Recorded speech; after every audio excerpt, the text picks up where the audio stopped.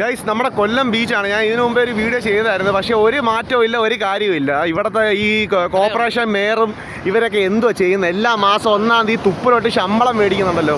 ഒരല്പം നിങ്ങൾക്കൊരു ബോധം ഉണ്ടെങ്കിൽ ഇതൊക്കെ ഒരു 5 പേരെ നിർത്തി നിങ്ങൾക്ക് പറക്കിക്കാൻ എത്ര രൂപയാകും? ഒരു 3000 രൂപ 4000 രൂപ, ഒരു 2 ദിവസത്തെ പണിയല്ലേ ഉള്ളൂ.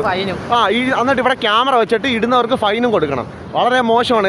എത്ര ടൂറിസ്റ്റ് വരുന്ന ഏരിയയാണ് നമ്മുടെ കൊല്ലം ബീച്ച്. ഓൾറെഡി ബീച്ചിൻ്റെ അകത്ത് ഇവിടെ മണ്ണ് എടുത്ത് ബീച്ച് ഇപ്പോൾ പഴയ പോലെ ഇല്ല. ഇപ്പോൾ വന്ന് ഇരിക്കാൻ ആകെ ഒരു ഇച്ചിരി സ്ഥലമുള്ളതിൽ ഫുള്ളും ചവറുമാണ്.